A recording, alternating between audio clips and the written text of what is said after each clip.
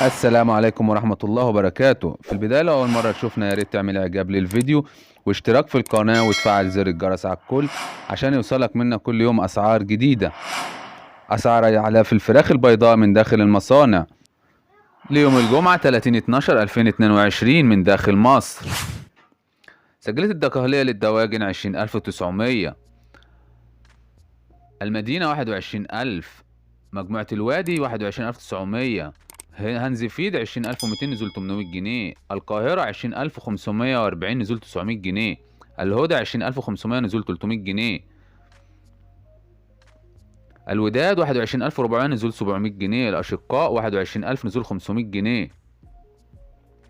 النيل 20,800 نزول 1000 جنيه، ناسكو ايجيبت 21,000 نزول 1000 جنيه، زهور القاهرة 20,600 نزول 1000 جنيه، الممتاز 22,000،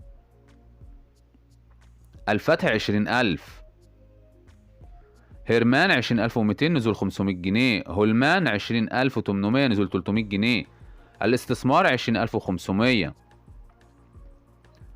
اخوان المرشدي 20,900، النوبرية 22,300، هانزفيد انترناشونال 21,200، نيو هوب ايجيبت 21,500، نوفل 21,000،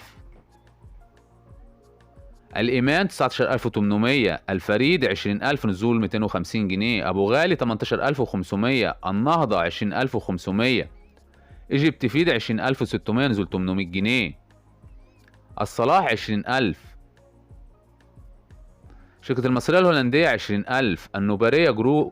النهار جروب 21,700، الرحمة 21,500، مصر الفيوم 20,800 نزول 1000 جنيه، العبور 21,000 نزول 500 جنيه، المدينة المنورة 20,500 نزول 800 جنيه، المستقبل 21,500 نزول 1000 جنيه، الفاروق 20,000 نزول 900 جنيه،